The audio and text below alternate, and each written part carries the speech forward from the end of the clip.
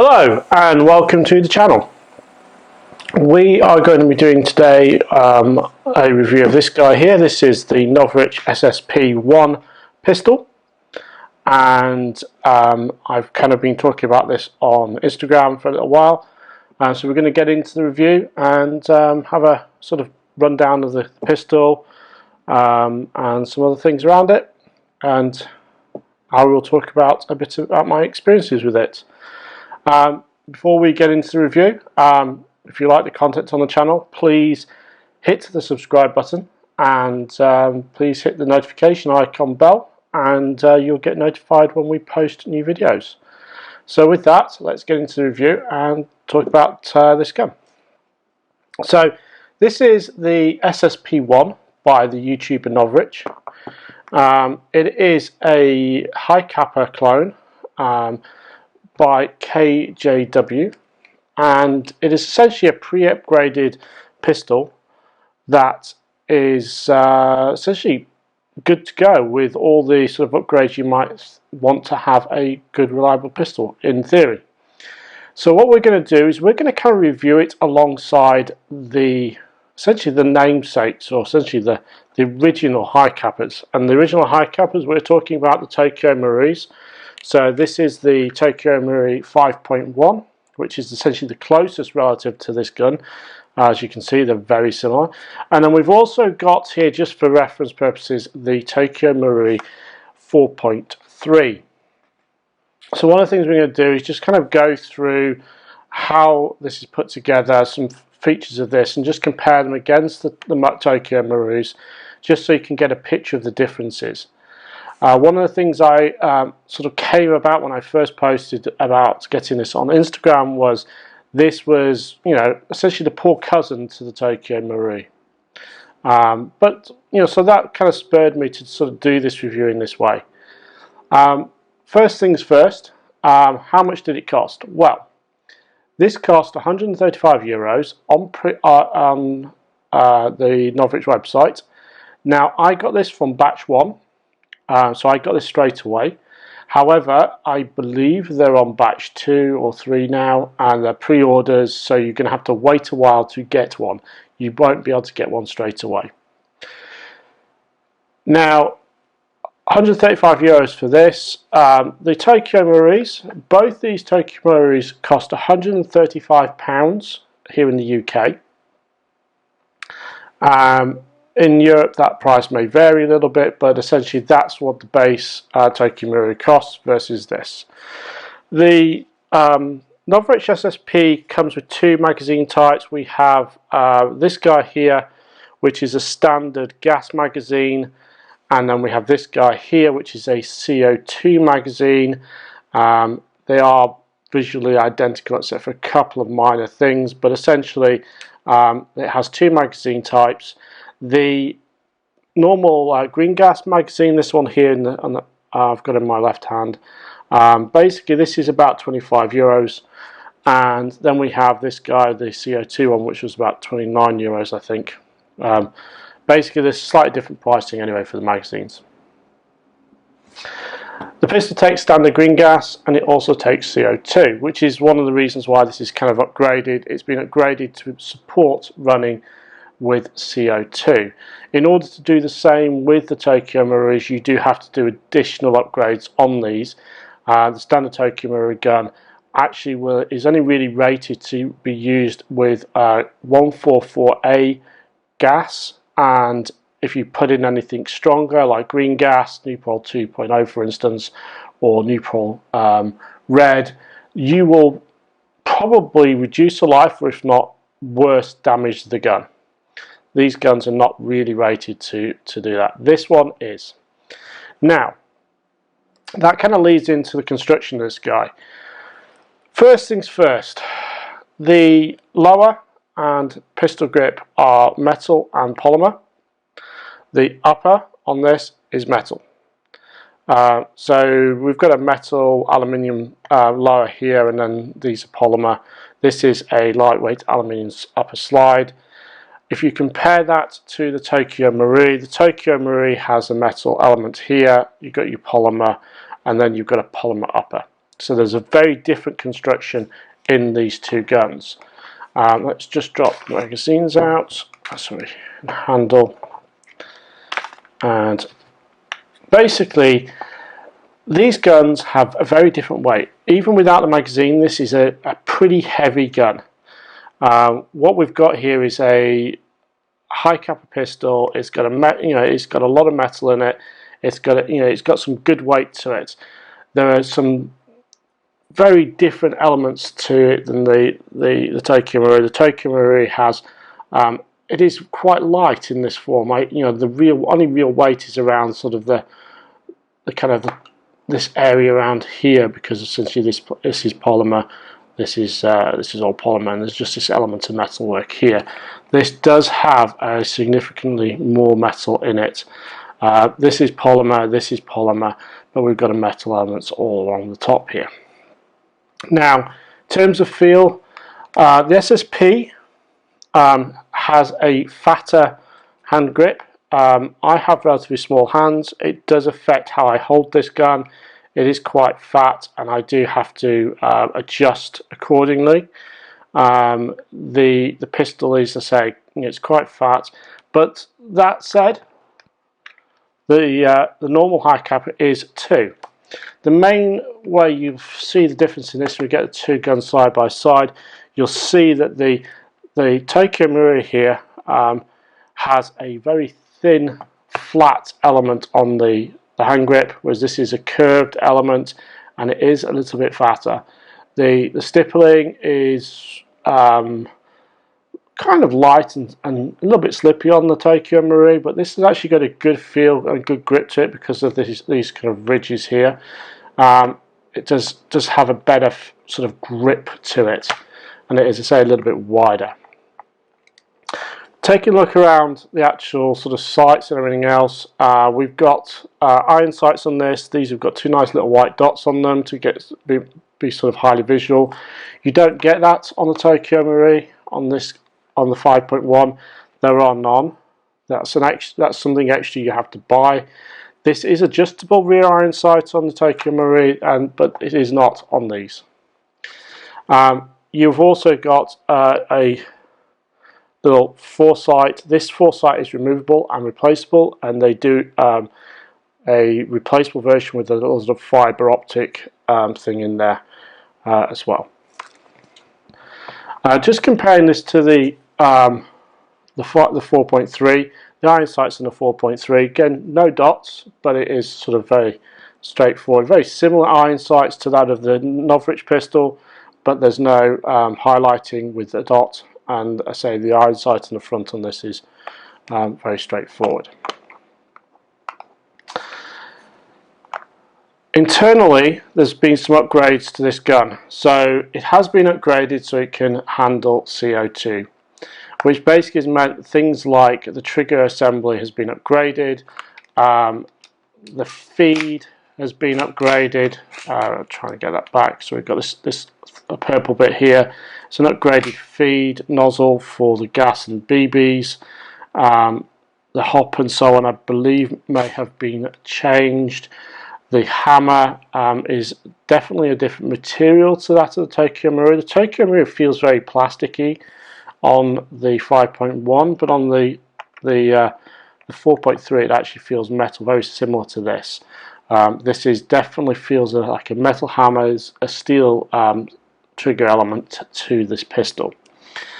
Safeties wise, as with all Hi Capas, safety at the back here. So effectively you can't fire with that like that, but you put that down and it will fire. There is also a safety switch here which will pop up on both sides. That's ambidextrous, as it were, and it kind of double clicks in some cases depending on how the slide's sitting, but I find anything that has this kind of safety here anyway always suffers a little bit from that kind of double catch situation where you the slide might have returned properly, and you just need to kind of click it up twice. Trigger wise, nice trigger. It is a little bit shorter than the Hi Capa on the Tokyo Marui on the 5.1, but it's almost the same as that on the 4.3.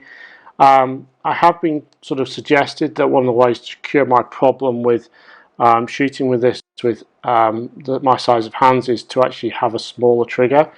The problem I have when I'm firing is because of how big the trigger is and my fingers are not long enough, I have to hold it in a certain way, which kind of results in me essentially tweaking the gun as I pull to the right. I'm over exaggerating how I do it. It is quite minuscule when I'm firing, but it does make a difference and I have to compensate. So I've been told that maybe changing the trigger on this will actually improve my ability to shoot with it. In terms of other things about this, I say it's metal upper, hops inside here. Pretty standard way of getting into the stripping this down. You pop that out. Now you do need to sort of cycle that back a little bit to kind of get this out, and it will pop out. I'm not going to do that just now because I don't want to strip this down for the review, but essentially it is a relatively straightforward strip down once you've kind of got that out. It does lead on to one of the little features of this that I really do like because it suits my hands. We'll actually demonstrate this first on the Tokyo Marui. So we'll go into this side. This is the upper slide catch. When you run out of ammo, it locks back, and I'm to change my mag, and I'm going to release. And as you can see, it's actually kind of a little bit tricky for me to reach up with my thumb and release the catch. So I've got to change the way and my grip to get onto top of the nut, so I've got enough purchase to flick that back. Now on the Novritsch pistol, the design of this is actually different. So let's lock this back.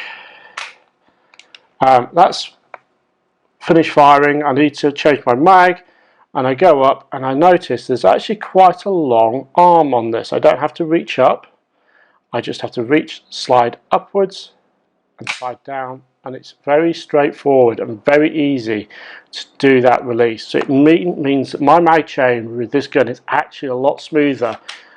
Just dropping it out and then clicking it down and locking it back. In terms of one of the other things, the classic sort of feature with the Novritsch pistols, a pistol and the rifle, is the barrel. It has this nice little ridged fluting on there. Very sort of distinctive thing that Novritsch does with his guns.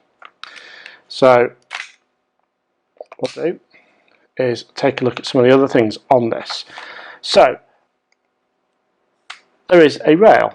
This is actually pretty handy. You can drop on any light or Picatinny style attachment that is designed to go on a pistol, and it will go straight. It sell a pistol light that will go with the gun, and it also sells a kind of rail attachment which will allow you to put a red dot on here, and it kind of goes around the gun and sits with the red dot up here. The other really cool feature about this, and essentially, is in the barrel. This is threaded, which basically means with the addition of this guy here, which is a barrel adapter, thread adapter, you can pop this into the barrel here and fasten it in, and then you can mount any silencer or tracer unit that has a 14mm counterclockwise thread. So out of the box, this comes with a barrel that you can attach a silencer to or a tracer unit. With the Tokyo Marui, on the other hand, that barrel is smooth. You've got to change the outer barrel in order to do that, and that's the case on the 5.1, but it's also the case on the 4.3. So you have to do additional work to each of these guns to add that functionality. The magwell on this is pretty big. It isn't flared like you might get on the thing. It's very similar magwell to that, I think, but I do think the magwells on these are, on the Tokyo Marui, is a little smoother than that on the SSP. Maybe it's just the way it's been sort of shaped, but the one on the Tokyo Marui looks a little bit less sort of, it's easier to basically load a magazine anyway. In terms of magazines, this is a pretty sort of standard magazine for gas.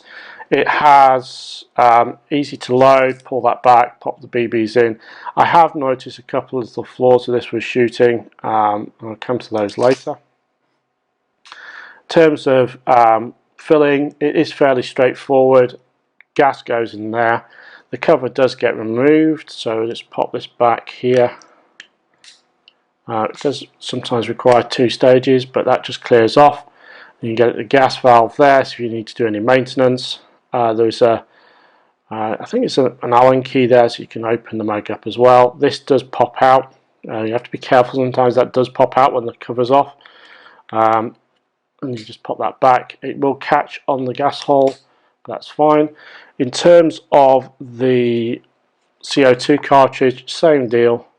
Pop that back, pull that back, and then you'll need a Allen key or a coin or something to pry that open, so you can then put a gas cylinder in there.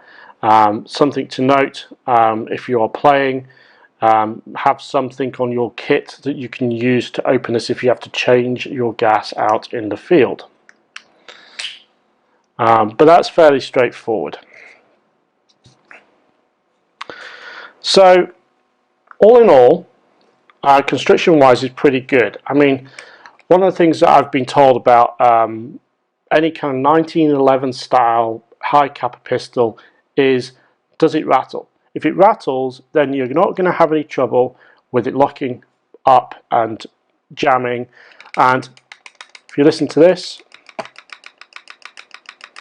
it's got a decent rattle to it, and it feels smooth when racking it back. It doesn't feel like it's going to catch and lock, and I wiggle that. It does have a good bit of movement. If you feel the Tokyo Marui, it does the same, probably a bit looser, but there's a lot more plastic in this, and there's metal in here, and I think the metal does mean that it does move a little less freely, but does feel very solid.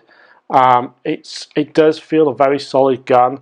That's not going to have any problems, you know. So when you're using it, I have, I've fired this a few times, you know, used this a few times, and it is proving to be quite a good, steady gun.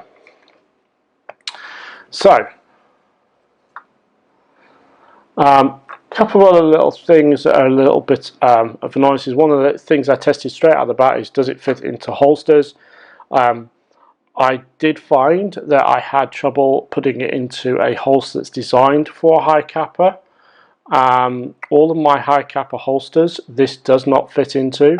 These guys fit easily, but this guy doesn't. It feels, because of the sort of thickness of the upper and this sort of ridges you've got here and here, which are to aid racking the gun from either front or back, it does make it a little bit wider, and it does feel like it, you know, that's the reason why it doesn't fit into a holster. It's probably 1 or 2 millimeters too thick, and it, you know, it does definitely feel thicker, and there's more to it. It does fit, however, in my Warrior Assault Systems universal holster nicely. Obviously not with any attachments on it, but essentially it does fit in there and work quite nicely. So here we are running the Chrono Test for the SSP-1, and we have Newpol 2.0 green gas with 0.2 gram BBs, and we get a high of 286 and a low of 257 with an average of 276 with a deviation of 5.3. We do get a few misreads during this test, but there is actually firing. It's just we're not getting a registered FPS as we fire.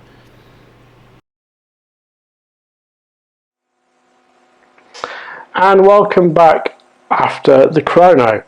And we're just going to finish up with a few thoughts on the pistol at the end of the video. So just to kind of recap the chrono results for the Novritsch SSP, we had a high of 286 FPS and a low of 257. We had an average of 276 and a deviation of about 5.3 on this guy. It was tested out on a couple of other gases. We did try it out on some ABI 144A, and the results were pretty mediocre.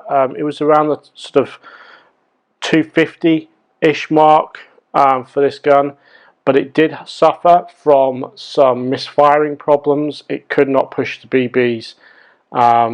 It could not push the slide back to then reload, and it would suffer as a result. We also ran it with some red Newpol 3.0 gas, and the results were a lot harder hitting.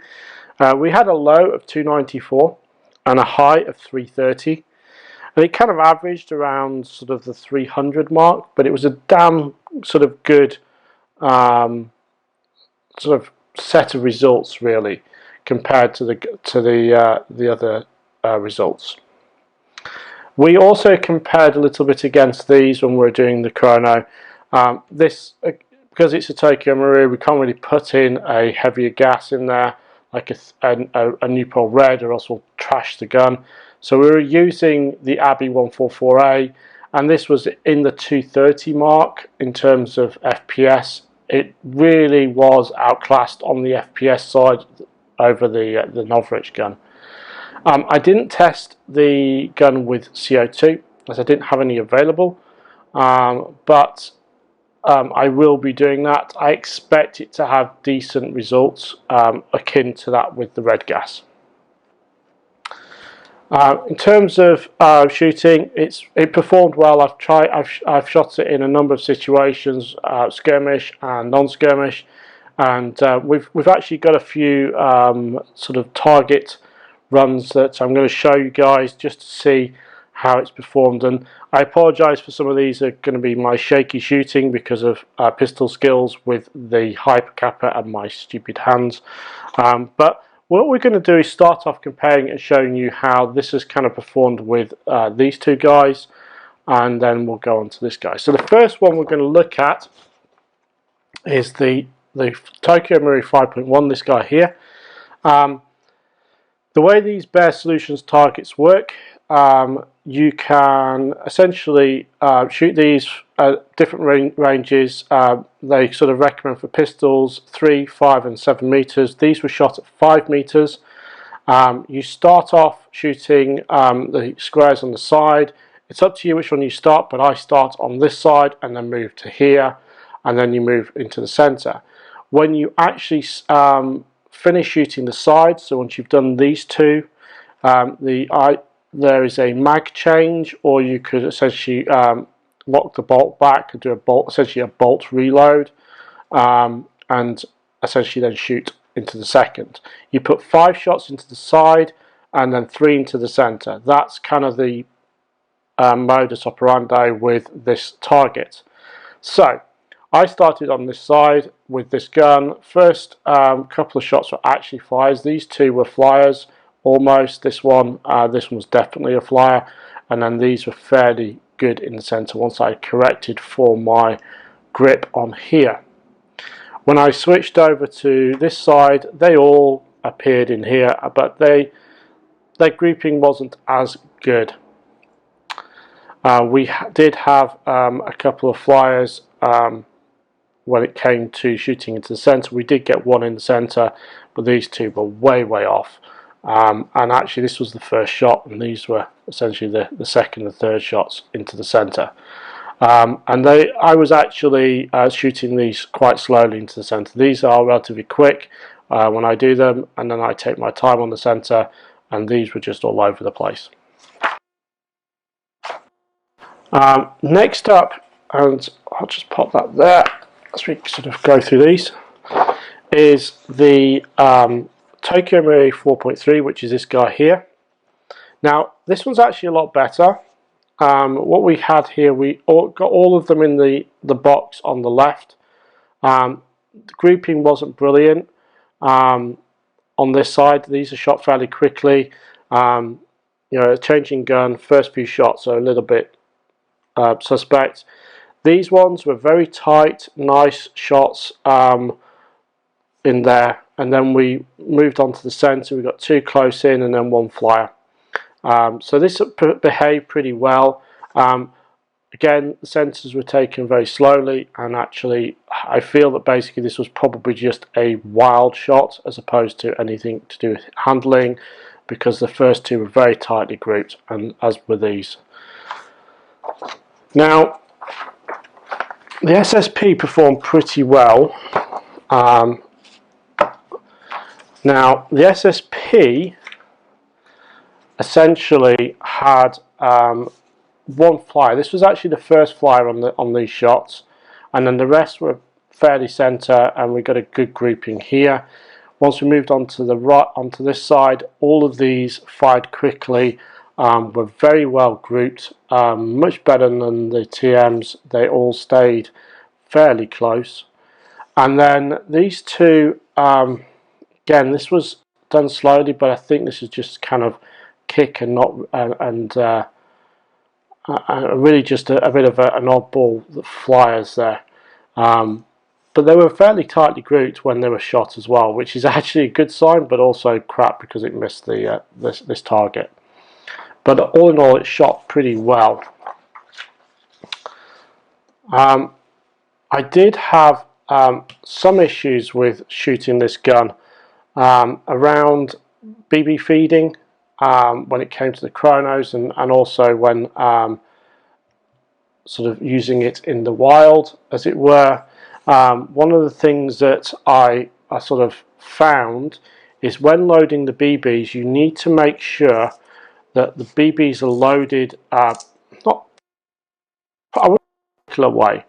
There is a slope on the bottom of the spring feed here that kind of slopes like that, and as a result, if you do not load the BBs, so you have the last BB on this side of the magazine, you will have problems feeding the BB out, and it will not pop up and be picked up by the pistol. Now, the weird thing is, the Tokyo Marui rags have the same style of slide. However, they do not suffer from the problem. And I think the problem is down to the fact the spring is stronger on the Tokyo Marui mags than it is on these. Somehow the TM mags manage to force the BB into place. These don't necessarily do that so well, and as a result you do get some feeding issues with these magazines if you do not load them properly. So if you remember BB on this side, you won't have any problems, but if you forget, you might have some issues getting the BB. It's been a very interesting gun to shoot. It's quite different from my usual pistol. My usual pistol that I tend to field is this guy here. It is the Tokyo Marui MMP9. I have 2 of these, and I run these as my kind of main pistol. It is a good bit smaller, as you can see. The way this is held and actual manipulated, my finger is in a much better position for me. The hand grip is smaller. I just generally feel this actually is easier to shoot, and as a result it performs better for me. I found myself having to make sure that I compensated for grip on this a lot. Now, I think the more I use this, the better it will get. I might have some modifications done to change the trigger. That might improve things as well. But all in all, once I got shooting with this, the first few shots tended to be a little bit wild, but then once I started sort of shooting, maybe halfway into the mag, it was actually a lot better. As for would I buy this again? I don't know. If I there's some things about this that I do like. The little things with the slide release there. That's really handy. I'd kind of like it to be a little bit lighter, to be honest. I would really prefer it to have a lower, a shorter sort of end cap on here, but that's a common thing with the Hi Capas. I like, for instance, on this guy here, this has got the small end cap. If you could have essentially the same on these, it would be nice, I think. It's rugged, it does the job. I haven't had any kind of failures of the gun really as a result of firing. It's mainly this, there's I say the issue with the feed of the BBs in that, and the fact that basically if you use weak gas, it just can't fire efficiently. You have to use a stronger gas, so it's green gas, CO2 or red, I think, are the gases to use with this. Anything less than green, no. I haven't tried with black gas. I don't think I would. We'd be fine in the right conditions. Was it value for money? Yes, I think it was. It's a pre-upgraded gun with a good few features that make it worth the money that you would actually probably spend a good bit of money doing to, say, this guy. To get this to the same sort of position this is in, you'd probably spend at least £100, if not more, getting this to this kind of level. Would it shoot as well? I don't know until I upgrade one of these to find out. And I might do a recap video at some point. I do have one of these. I have two of these for some reason. Someone gave me one. I have one that was given to me that I am going to turn into a project gun to upgrade. And what I might do as a result is basically upgrade one and do that and see how well it shoots compared to this. But things like threading on the barrel, that's going to cost money. Metals upper, it's going to cost money. Changing the gas feed and everything else to support CO2 and stronger gases is going to cost money. So all those things are going to add up. Metals, steel spring, steel trigger setup, so on. All of these things are going to add to it, and I reckon you could probably spend, £200, £300, £400 getting this into the same kind of level. Probably higher spec than this, but definitely kind of shooting the same sort of way that this guy is. So yeah, all in all, I think it was value for money. The main thing with this is if you want a Hi Capa now, go buy the TM, because the TM, you could walk into any airsoft store and you could literally walk out of an airsoft store with one of those today. If you want this guy, you're going to have to wait. This guy is on pre-order. It will be a while. But if you want to wait, then sure, go for it. Is it worth the wait? I don't know. I mean, these are my first Hi Capa style guns. I've played a bunch of games with each of these, done some target shooting with each of these, and I'm happy with the guns. I'm not like super impressed with them, because, for instance, I have a Mark 23, and the Mark 23 is an amazing shooter. It's super accurate. It's a really good gun, but it's a particular role gun. My M&P 9 just suits the way I use a sidearm, It's nice and light and everything else, whereas this is a good heavy gun. I think this will be useful, and I'm going to run this as much as I can over time and probably refine my thoughts over time, maybe tweak it a little bit, but it is an interesting gun. So value for money, definitely, if you can stomach the wait to get one, because it is going to be at least 2 or 3 months, I think, if you pre-order one now. I will drop in details for all the guns I've shown off today in the description for the video, including the Novritsch pistol and essentially the 2 TM Hi Capas. And essentially, because I mentioned it, and for reference, this guy as well, the M&P9, I'll drop that one in as well. But essentially, this is really about this gun. I use these as reference points because they are essentially seen generally as the reference gun for the Hi Capa, the TM Hi Capa, the 5.1. So I use these as reference points, and definitely I'll provide you the details for these if you want to go out and buy one, and also the details for this. As I say, definitely value for money. I have liked using it. It does shoot well. The actual results I've got shooting with it have been good. There are things that I don't like about it. There are things that could be better. But all in all, it's a solid gun. I say, if you want to take a TM and upgrade it, you're going to spend a good bit of money adding some of the features that come as standard on this. And that's possibly the thing to remember, is things like CO2 use is standard.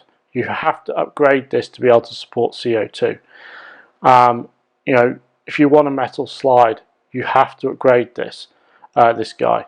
If you want to put attachments on for a tack light on the 5.1, you're going to have to change that.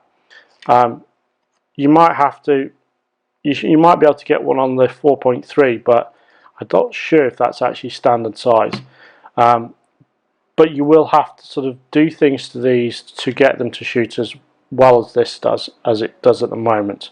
These shoot really well for what they are, with the gas and everything else. But if you want to go to the next level, play in winter, for instance, you want CO2. If you live in Austria, as Novritsch does, and you're playing in winter, you want CO2. So this is the gun, because these need upgrading for that. If you're playing in the UK in winter, you might not need CO2 unless it's really cold. You might be able to get away without CO2, but you can run Newpol Red in this and it won't break. You run Newpol Red in this and it will probably break. You can run green in this when it's cold, but you won't be able to run Newpol Red. So green gas, red gas, CO2 for this guy. Let's go with the weaker gas. So with that, thank you all for watching, and hope you found the video useful.